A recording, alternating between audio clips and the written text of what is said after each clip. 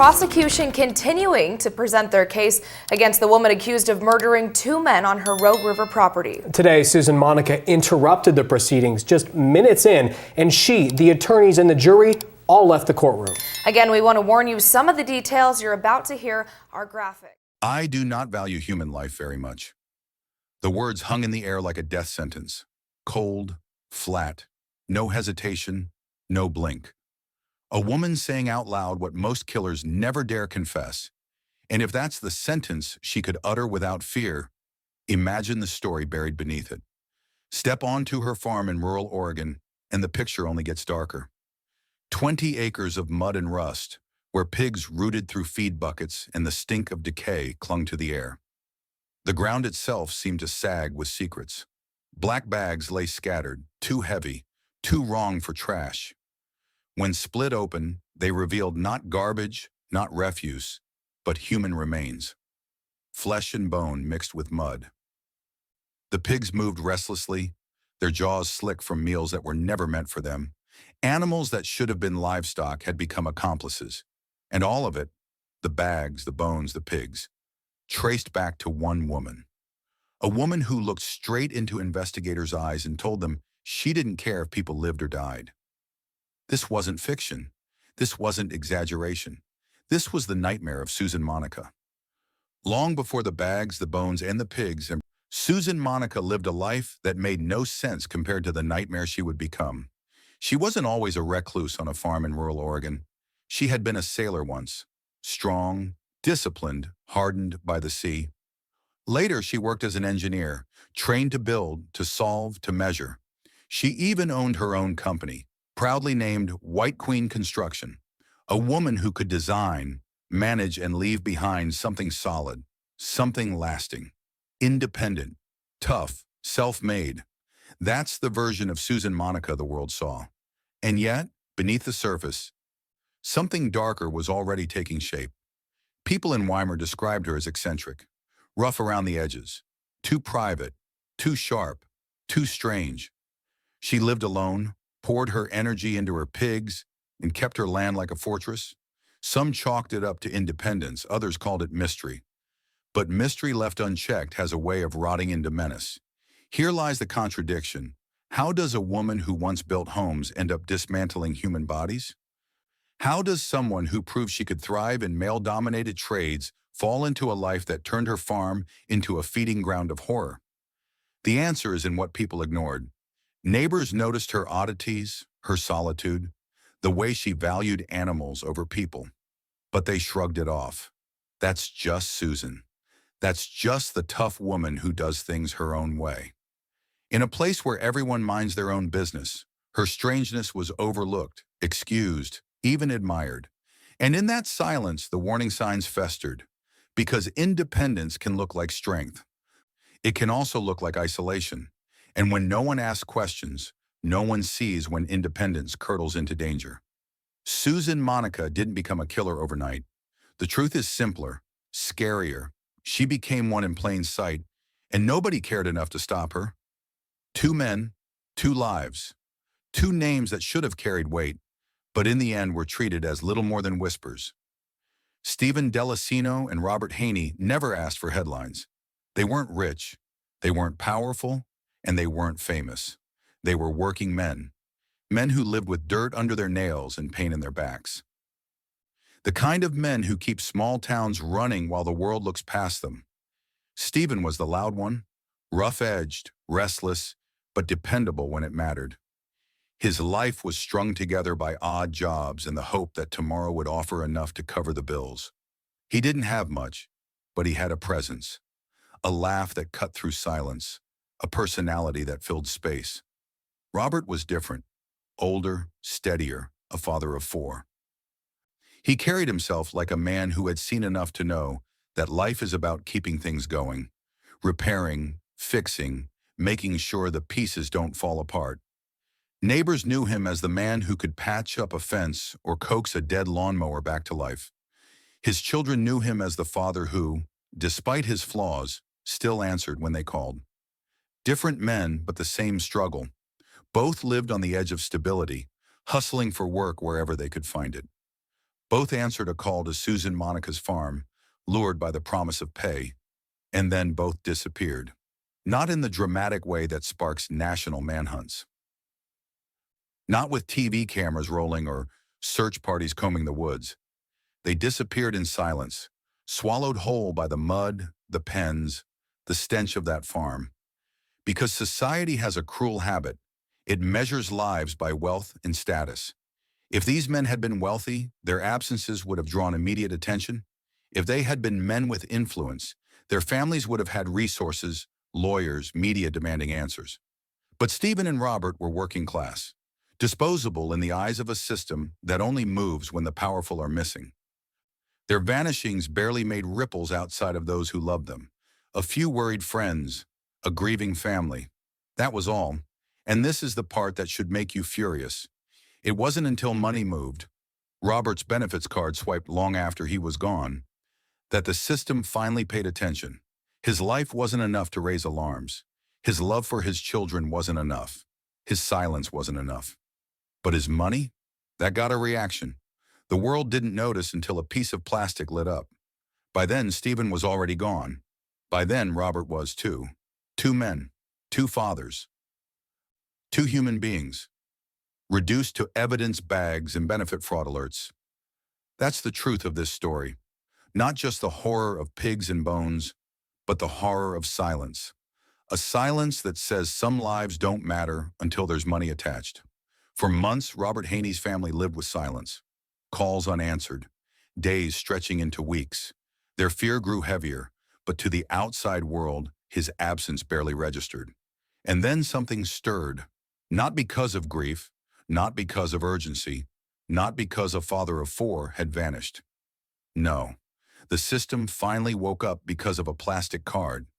Robert's EBT benefits card, meant to put food on his table, was suddenly being used. Someone was swiping it, pulling dollars from the account of a man who was no longer alive to spend them. Think about the cruelty of that. A man disappears and the world shrugs. His money moves and the state takes notice. Robert wasn't worth a search warrant as a missing father. He was worth 1 as a fraud case. So the deputies came, not looking for bones, not hunting a killer. They came chasing paperwork, chasing fraud, expecting maybe a petty thief. But when they walked through the gates of Susan Monica's farm, they stepped into hell. Their boots sank into mud, thick and sucking. The smell of hogs hit first, sharp, sour, and overwhelming. Feed buckets leaned against splintered wood, buzzing with flies. The barns loomed ahead, too quiet, too still, as though holding their breath. The pigs moved in their pens, massive and restless, eyes glinting with an unnatural intelligence. Animals that should have been livestock felt like something else entirely, like they knew what the ground was hiding. And then the bags, heavy, black, torn at the seams. Deputies knew garbage when they saw it, and this was not garbage. When they looked closer, their hearts stalled. Inside were human remains, flesh and bone mixed with filth, bagged like trash, scattered like afterthoughts. The fraud investigation had become a murder scene. The deputies hadn't just stumbled into crime. They had stumbled into a nightmare no one was prepared to see. And yet here's the question that lingers. Should we have seen it? Should every farm search, every property raid, every quiet investigation be filmed? If cameras had been rolling that day, there would be no doubt, no myth, no rumor. So what do you think? Should police always carry cameras during searches like this, no matter how grotesque the truth turns out to be? The room sat still, a box of stale air and hard edges. Fluorescent lights hummed. A metal chair scraped. Across the table, the woman from the farm folded her arms and began to rearrange death-like furniture. First, there was the neat version, self-defense. A scuffle no one saw. A threat no one could verify. Fear that required no proof other than her word. In this telling, she became the cornered survivor, the lone figure forced to protect herself on a land she ruled. It sounded tidy. It also sounded convenient, like a story polished smooth for a courtroom she knew was coming. When the edges of that version were pressed, she pivoted. Suddenly, the man had ended his own life. Not once, but several times. He had, by her account, shot himself in the head again and again. as if a broken body could reload itself between bullets. The claim was so brazen it mocked logic, an insult aimed not only at investigators, but at the dead. If lies have a smell, this one reeked of the same sour rot that clung to the pig pens. Then came the other man, and the story turned merciful. The pigs, she said, had attacked him. They were tearing him, hurting him. She had ended it. A kindness, she implied. A bullet as a blessing. The audacity of it, violence dressed in the costume of compassion, would have been laughable if not for the bags in the barn and the bones in the mud. This is how predators try to escape the shape of what they've done, by flooding the room with versions, self-defense, suicide, mercy. Pick a door, any door. Just don't look at the ground long enough to see the footprints that lead to only one place. Her face never cracked. Her voice never shook. She did not plead for understanding. She did not ask for forgiveness. She sat in that sterile room and let the stories pile up like wreckage, each one contradicting the last, each one daring someone to call it what it was. And then the mask came off, cleanly, simply, with a sentence that couldn't be misheard or softened or dressed in legal language. I do not value human life very much. Not whispered, not wept. Said, like a weather report, like a schedule, a statement so cold it burned. It was the one honest thing in a day built from lies, and it made every other word she had spoken irrelevant. Self-defense, a costume, suicide, a smirk, mercy, a trick mirror. With those words, every excuse collapsed, because once a person admits they do not value life, every version of their story becomes a blueprint for control. Self-defense becomes a way to justify domination. Suicide becomes a way to erase responsibility. Mercy becomes a way to rename execution. It is all the same thing, a hand deciding who gets to keep breathing and who gets fed to the quiet. And this is the part that should grind like gravel in the teeth. The lies weren't aimed at truth. They were aimed at delay. Each story was a stall, a fog to thicken the air between violence and consequence. While families waited for answers, while friends kept calling phones that would never ring, the woman from the farm sat in a chair and chose new words to hide what had already been done.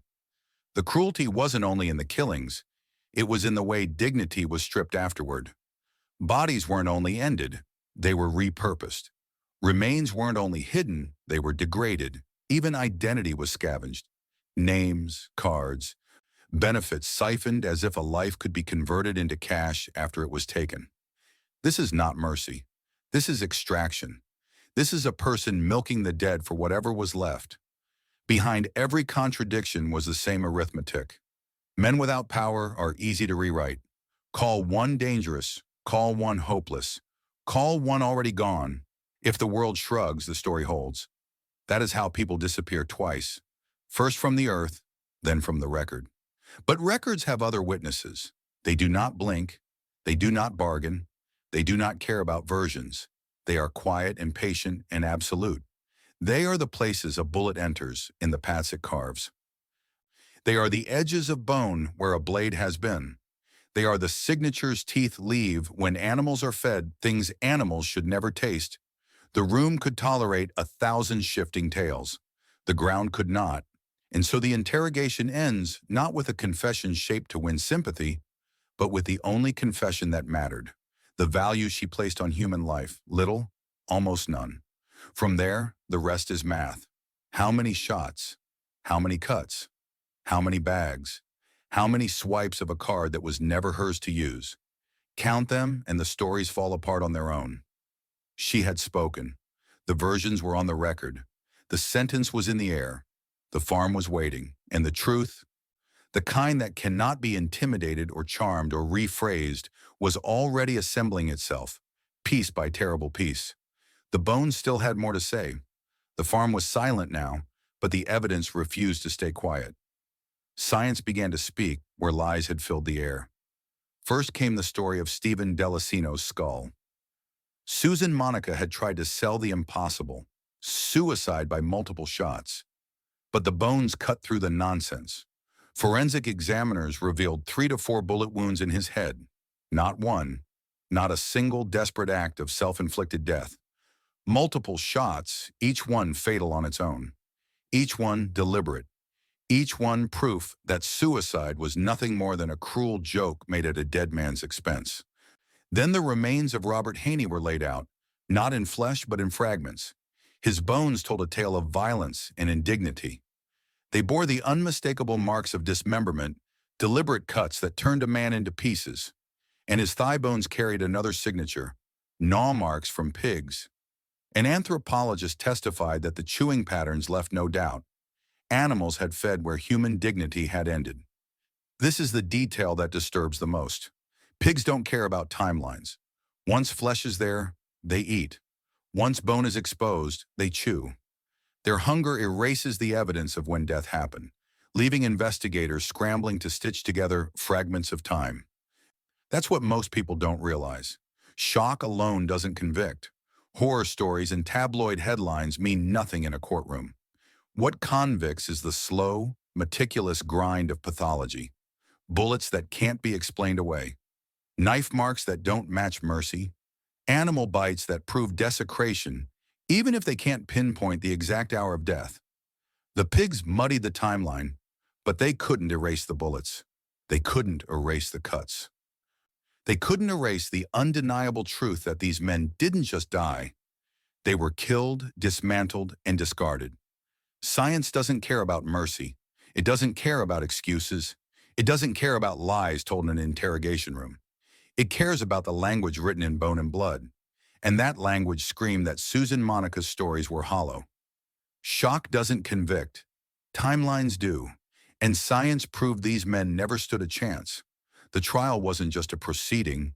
It was a spectacle, a stage where every witness painted their slice of the nightmare. Neighbors and former farmhands described the land as if it were cursed. Mud that swallowed boots. Pigs that watched too intently. Barns that carried silence like a coffin.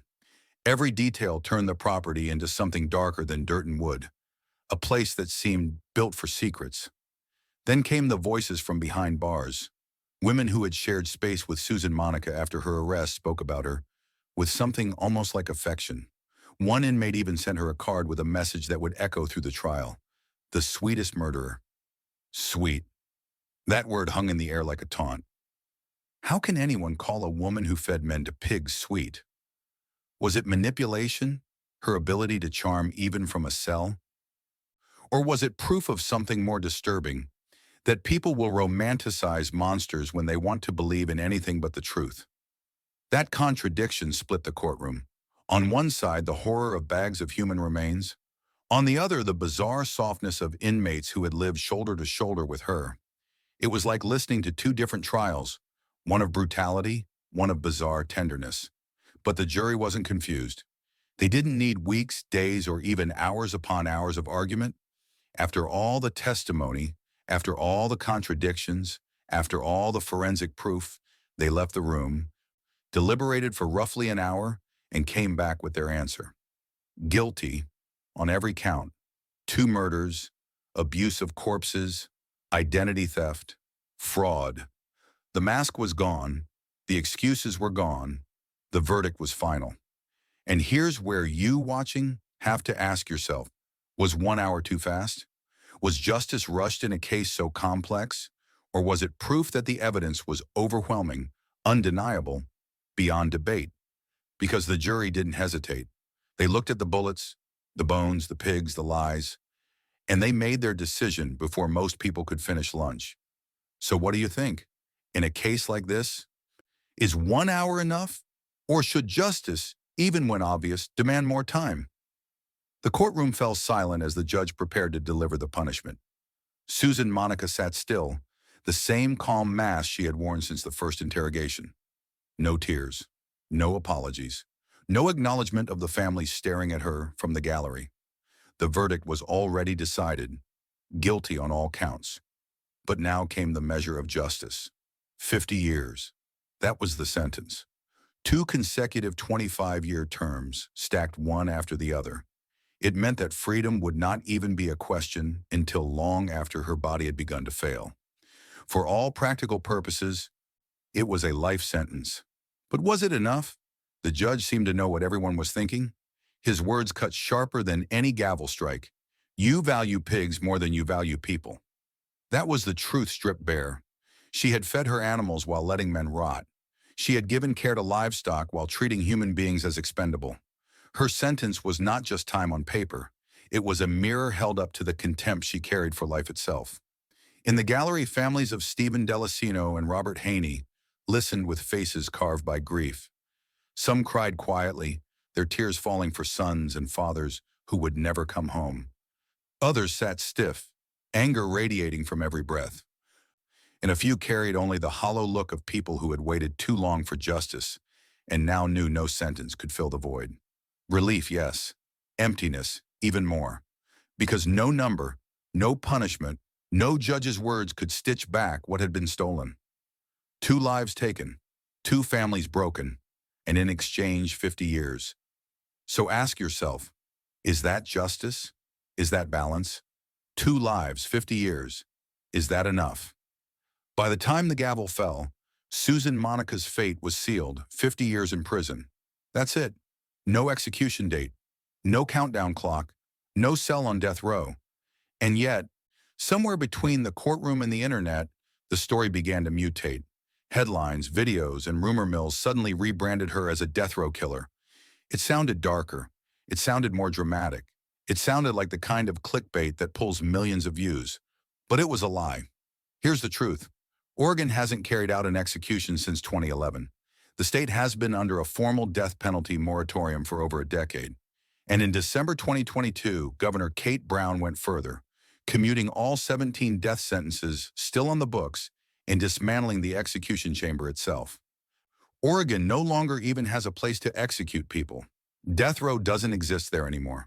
So when you hear someone call Susan Monica a death row inmate, understand what you're listening to.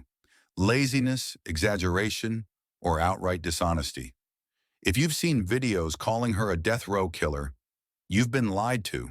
And here's the thing, the truth doesn't need that lie. The facts of this case are terrifying enough.